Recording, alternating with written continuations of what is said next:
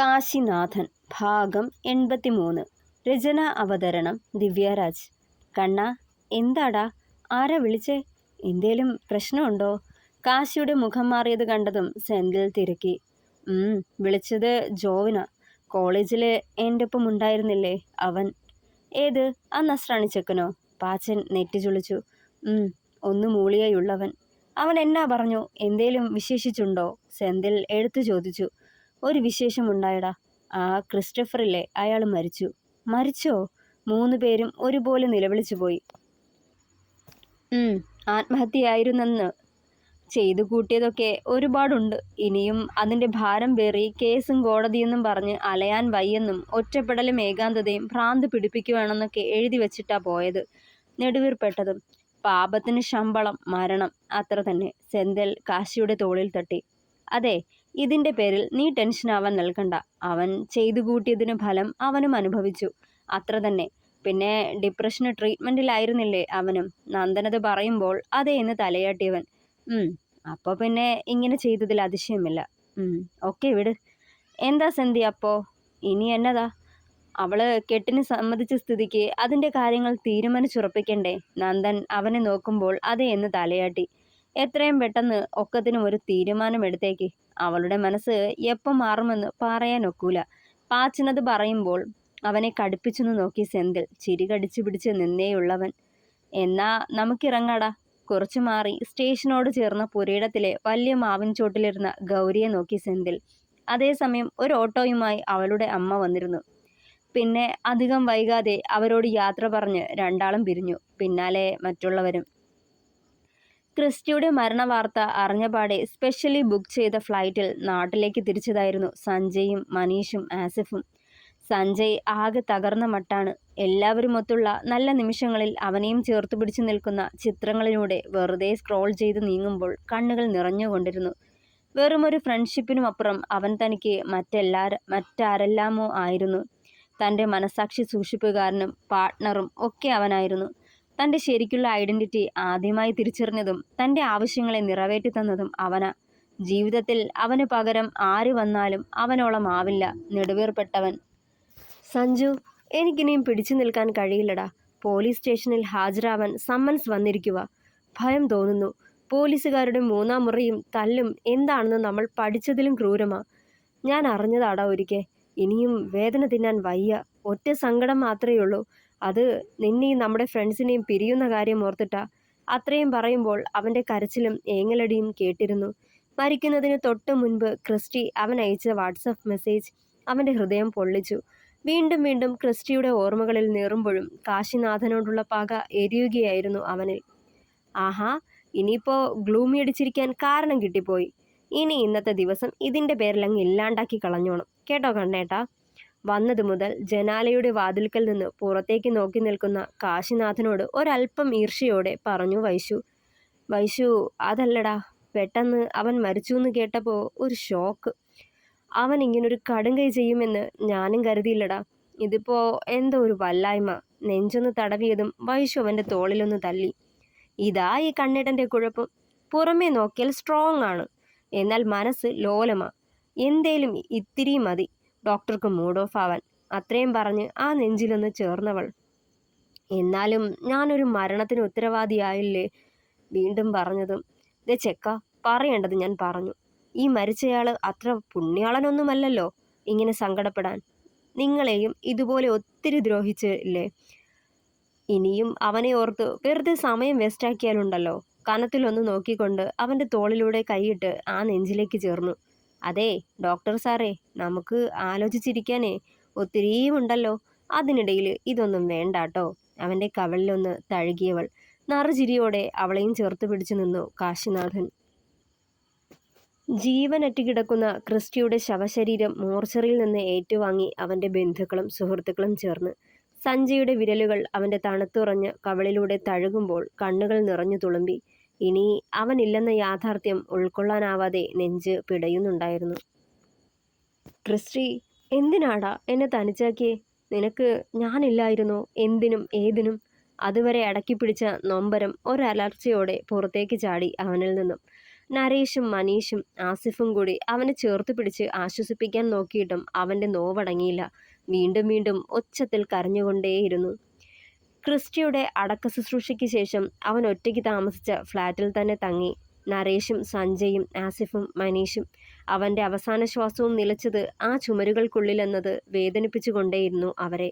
കൂട്ടുകാർക്ക് ഒത്തുകൂടാനും താമസിക്കാനുമായാണ് അവൻ ഈ ഫ്ലാറ്റ് വാങ്ങിയതെന്ന ഓർമ്മയിൽ സഞ്ജയ് നെടുവേർപ്പെടുമ്പോൾ അവൻ്റെ ഓർമ്മകൾ പേറിയ ആ ചുമരുകൾക്കുള്ളിൽ നാലാൾക്കും ശ്വാസം മുട്ടി. സഞ്ജയ്, എന്താ നിന്റെ പ്ലാൻ? തിങ്കളാഴ്ച കോടതിയിൽ ഹാജരാവാനാ നിർദ്ദേശം. മനീഷ് ഒരു ഗ്ലാസ്സിലേക്ക് പകർത്തിയ മദ്യത്തിൽ ഐസ് ക്യൂബിട്ട് അവന് നേരെ നീട്ടി. പോണം. പോവാതിരിക്കാൻ പറ്റില്ലല്ലോ. തൽക്കാലം ജാമ്യം എടുക്കാം. അതിനുള്ള ഏർപ്പാടുകൾ അച്ഛൻ ചെയ്തോളും. അത് കഴിഞ്ഞ് ബാക്കി എന്താന്ന് തീരുമാനിക്കാം. കൈമുഷ്ടി ചുരുട്ടി കോപമടക്കിയവൻ. സഞ്ജയ് പറഞ്ഞതുപോലെ തിങ്കളാഴ്ച നാലാളും കോടതിയിൽ ഹാജരായി. തെളിവുകൾ സ്ട്രോങ് ആണെന്നും തങ്ങൾക്കിനി ഈ കേസിൽ നിന്നും രക്ഷപ്പെടാനാവില്ലെന്നും നാലാളും മനസ്സിലാക്കിയ നിമിഷങ്ങൾ. തൻ്റെ മുഴുവൻ ധനവും സ്വാധീനവും ഉപയോഗിച്ചാലും ഇത്തവണ മകനെ രക്ഷപ്പെടുത്താനാവില്ലെന്ന ചിന്ത ശേഖരനെ കുത്തിനോവിച്ചു. 14 ദിവസത്തെ റിമാൻഡിന് ശേഷം 4 പേർക്കും ജാമ്യം അനുവദിച്ചിരുന്നു കോടതിയിൽ നിന്നും. കേരളം വിട്ട് പുറത്തേക്ക് പോവരുതെന്ന താക്കീതോടുകൂടിയായിരുന്നത്. ശേഖരൻ്റെ ഫ്രണ്ടിൻ്റെ റിസോർട്ടിൽ തന്നെ 4 പേർക്കും താമസവും ഒരുക്കിയിരുന്നു. സെന്തിയുടെയും ഗൗരിയുടെയും വിവാഹം വീട്ടുകാർ പറഞ്ഞുറപ്പിച്ചിരുന്നു. ചർച്ചിൽ വച്ച് തന്നെ വിവാഹം നടത്തണമെന്ന ഗൗരിയുടെ ആഗ്രഹം കേട്ടതേ അമ്പരന്ന് പോയി സെന്തിൽ. ഒരിക്കലും അവൾ ഇങ്ങനൊരു തീരുമാനമെടുക്കുമെന്ന് കരുതിയതല്ല. ആരുടെയും നിർബന്ധം കൊണ്ടല്ല. സിയാനൊപ്പം ഒരു ജീവിതം മോഹിച്ചപ്പോഴേ താനിത് മനസ്സിൽ കരുതിയതാണെന്ന് എന്നുകൂടി അവൾ പറഞ്ഞപ്പോൾ ആർക്കും എതിരഭിപ്രായം ഇല്ലായിരുന്നു. തിങ്കളാഴ്ച മുതൽ കണ്ണന് PG ക്ലാസുകൾ തുടങ്ങിയിരുന്നു. തളിയൂരിലെ ഗവൺമെൻറ് മെഡിക്കൽ കോളേജിൽ തന്നെ സീറ്റ് കിട്ടിയത് കാരണം പോയി വരാനും എളുപ്പമായി. അതിൻ്റെ സന്തോഷത്തിലാണ് ആള്. ഏറി വന്നാൽ 10 മിനിറ്റ്, അത്ര സമയം മതി ബുള്ളറ്റിലോ കാറിലോ അവിടേക്ക് പോയി വരാൻ. കണ്ണേട്ടാ, എടുക്കേണ്ടതൊക്കെ എടുത്തല്ലോ അല്ലേ? ഇനി അവിടെ ചെന്നിട്ട് അതെടുക്കാൻ മറന്നു ഇതെടുക്കാൻ മറന്നു എന്നും പറഞ്ഞ് തിരികെ വരാൻ നിൽക്കണ്ട. തലേന്ന് സ്ഥിതി എടുക്കാൻ മറന്നിട്ട് തിരികെ വന്നതോർത്ത് ഒന്നുകൂടി ചോദിച്ച് ഉറപ്പുവരുത്തി വൈശു. എടുത്തെൻ്റെ ടീച്ചറെ, ഇനിയിപ്പോൾ എടുക്കാനായിട്ട് ഒന്നേ ഉള്ളൂ പറഞ്ഞുകൊണ്ട് കള്ളച്ചിരിയോടെ അവളെ ഒന്നൊഴിഞ്ഞവൻ. കൂർപ്പിച്ചു നോക്കി വൈശു. തൊട്ടടുത്ത നിമിഷം 2 കൈയാലെയും ഉയർത്തിയെടുത്തിരുന്നു അവനവളെ. കണ്ണേട്ടാ, മതി കിട്ടോ തമാശ. എന്നെ നിലത്ത് നിർത്തിയേ. ചെക്കൻ ഇത്തിരി കൂടുന്നുണ്ട്. അല്പം കടുപ്പിച്ച് പറഞ്ഞതും താഴെ നിർത്തിയവൻ. ഓ ജാട. എന്നാ പിന്നെ ജാടയും കെട്ടിപ്പിടിച്ച് നീ അവിടെ ഇരുന്നോടി. ഞാൻ പോവുക. ബാഗും എടുത്ത് തോളിലേക്കിട്ട് പരിഭവത്തോടെ പറഞ്ഞിട്ട് മുന്നോട്ട് നടന്നവൻ. ഷോ, പിണങ്ങിയല്ലോ ലോലഹൃദയൻ. ചിരിയടക്കി പിടിച്ചു പറഞ്ഞതും തിരിഞ്ഞ് കനത്തിലൊന്ന് നോക്കിയവളെ. PG പഠിക്കാൻ സുന്ദരി മണികൾ ഒത്തിരി ഉണ്ടോ കണ്ണേട്ടാ? ഏറ് കണ്ടിട്ട് അവളെ നോക്കി. പിന്നെ എൻ്റെ ബാച്ചിൽ മൊത്തം 25 പേരുണ്ട്. അതിൽ 15 പേര് ഗേൾസാ. ഒരു വെള്ളിക്കണ്ണുള്ള മെലിഞ്ഞ് കൊലുന്നനെയുള്ള പെങ്കൊച്ചുണ്ടേ. അതിൻ്റെ കണ്ണ് മൊത്തം എൻ്റെ നേരെയാ. എന്താണോ എന്തോ. കള്ളച്ചിരിയോടെ പറഞ്ഞുകൊണ്ട് അവളെ നോക്കുമ്പോൾ മുഖം വീർപ്പിച്ചു പിടിച്ച് നിൽപ്പുണ്ട്. അതെ, ഒരു ഹോസ്പിറ്റലാവുമ്പോൾ പെൺപട തന്നെ കാണും എന്ന് കരുതി കണ്ടവളുമാരെ നോക്കിയെന്നൊക്കെ ഞാൻ അറിഞ്ഞാലേ. കാശിനാഥ, ജാഗ്രത. വിരൽ ചൂണ്ടിക്കൊണ്ട് പൊട്ടി വന്ന ചിരി കടിച്ചു പിടിച്ചവൾ. അതേ, ഞാനേ വേറെ പെൺപിള്ളാരെ വായിൽ നോക്കാൻ പോവരുതെന്നുണ്ടേൽ എനിക്ക് തരേണ്ടതൊക്കെ യാതൊരു മടിയും കൂടാതെ മുറപോലിങ്ങി തന്നേക്കണം കേട്ടോ വൈഷ്ണവി ടീച്ചറെ. അരയിലൂടെ അവൻ അവളെ നെഞ്ചിലേക്ക് ചേർത്ത് പിടിച്ചുകൊണ്ട് ആ ചുണ്ടൊന്നൊഴിഞ്ഞു കാശിനാഥൻ. കണ്ണിലെ കുസൃതി വശ്യമായ ഭാവത്തിന് വഴിമാറിയ ആ നേരം അവളുടെ ചുണ്ടുകൾ നുണഞ്ഞെടുത്തിരുന്നവൻ. ആരോ താഴെ കോളിംഗ് ബെല്ലടിക്കുന്ന ഒച്ച കേട്ടതും പെട്ടെന്ന് അകന്നു മാറി രണ്ടാളും. കണ്ണാ, മോനെ, ഒന്ന് ഓടി വായോ. വാതിൽ തുറക്കുന്ന ഒച്ചയ്ക്കൊപ്പം താഴെ നിന്ന് ശാരദാമ്മയുടെ നിലവിളി കേട്ടതും നടുക്കത്തോടെ രണ്ടാളും പരസ്പരം മുഖത്തോട് മുഖം നോക്കി. എന്തൊക്കെയോ വാരിയടിക്കുന്ന ഒച്ച കൂടി കേട്ടതും താഴേക്ക് ഓടിയിറങ്ങിയവർ.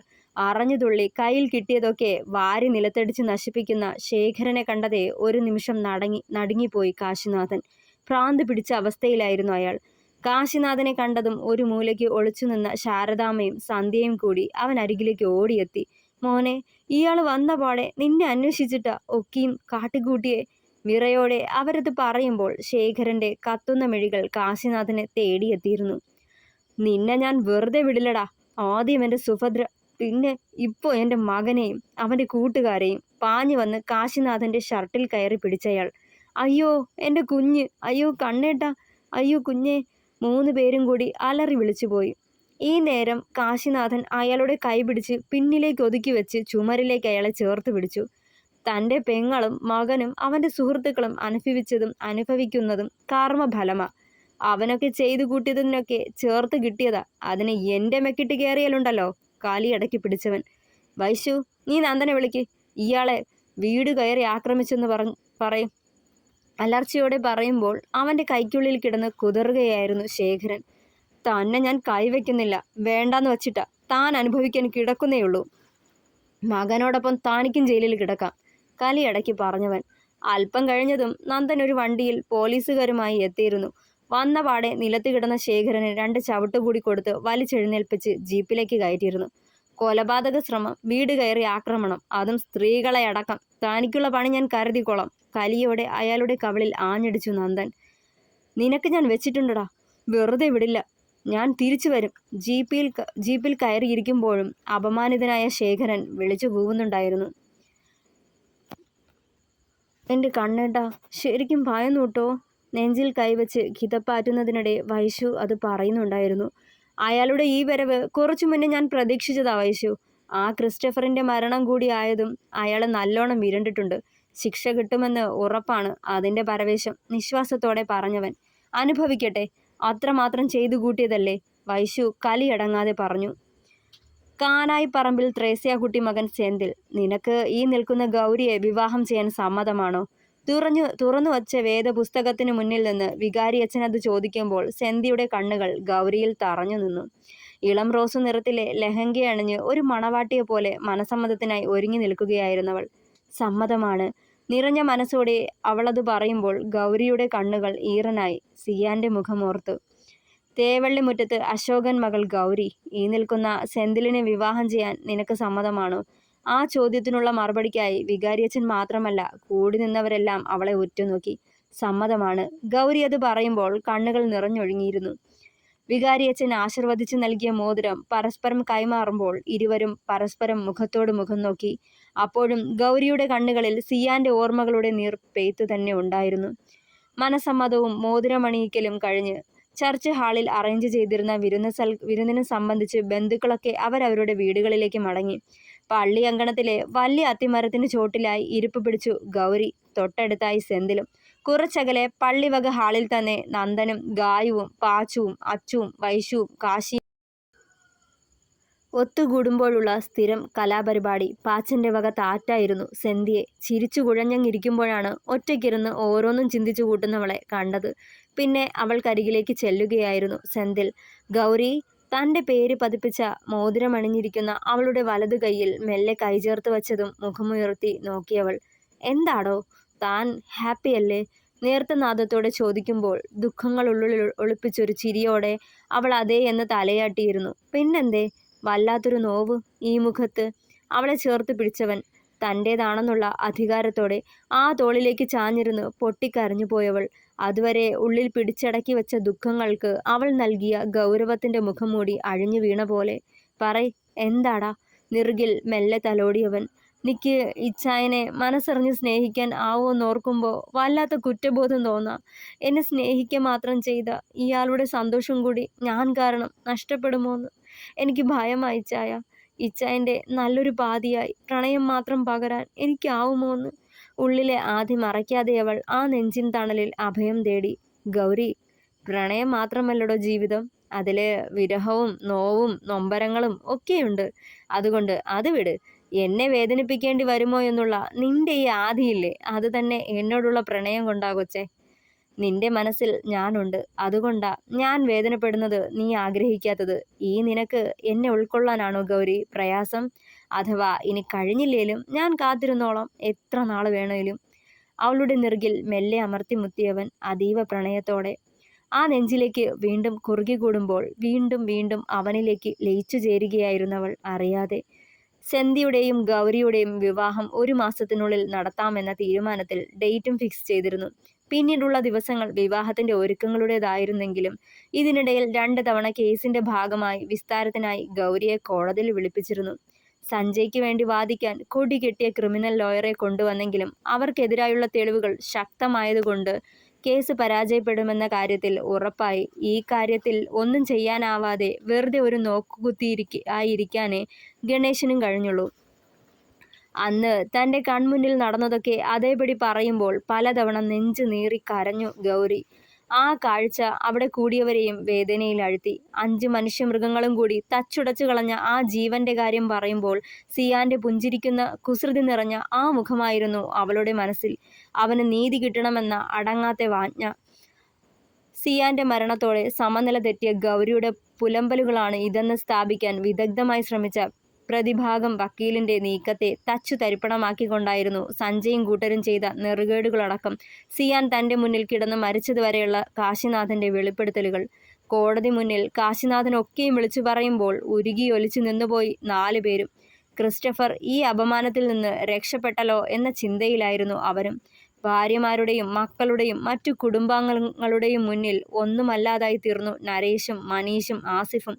ഭൂമി ഒന്ന് പിളർന്നെങ്കിലെന്ന് ഈ നിമിഷം തന്നെ താഴേക്ക് പോയി മറയാമായിരുന്നെന്ന് എന്നൊക്കെ അവർ കൊതിച്ചുപോയി. കേസിന്റെ വിധി ഫെബ്രുവരി 4-ാം തീയതി ഉണ്ടാവുമെന്ന ഉറപ്പോടെ വിചാരണ അവസാനിപ്പിക്കുമ്പോൾ സർവവും നഷ്ടപ്പെട്ട് ആ 4 പേരും തകർന്ന മനസ്സോടെ ആ കോടതി വളപ്പിൽ ഒറ്റപ്പെട്ടുപോയി. ശേഖരൻ കാശിയുടെ വീട് കയറി ആക്രമിച്ച കേസിന്റെ വിചാരണയും ഇതിനൊപ്പം തന്നെ നടന്നുപോയി. ആകെ മനസമാധാനമില്ലാത്ത ദിവസങ്ങളായിരുന്നു ശേഖരനും കൂട്ടർക്കും. പിന്നീടങ്ങോട്ട് അതിരാവിലെ പതിവില്ലാതെ ബാത്റൂമിൽ കയറിപ്പോയവൾ തിരികെ വന്ന് കട്ടിലിന്റെ ഒരു ഭാഗത്ത് ഇരിപ്പ് പിടിച്ചത് ശ്രദ്ധയിൽപ്പെട്ടതും കാശി മെല്ലെ എഴുന്നേറ്റു. ക്ലോക്കിലേക്ക് സമയം നോക്കുമ്പോൾ 5 മണി. സാധാരണ ഈ നേരത്തെ എഴുന്നേറ്റാൽ കുളിച്ച് കിച്ചണിലേക്ക് ചെല്ലുന്നതാണ് പതിവ്. രണ്ടാൾക്കുമുള്ള ഭക്ഷണം തയ്യാറാക്കുന്ന തിരക്കിലാവും. പിന്നെ തനിക്ക് ഒത്തിരി പഠിക്കാനുണ്ടെന്നും പറഞ്ഞ് ഇപ്പോൾ ആ ഏരിയയിലേക്ക് അടുപ്പിക്കാറില്ല. പിന്നെ സന്ധ്യേച്ചി കൂടെയുള്ളതുകൊണ്ട് അവൾക്ക് സഹായത്തിന് വേറെ ആളും വേണ്ട.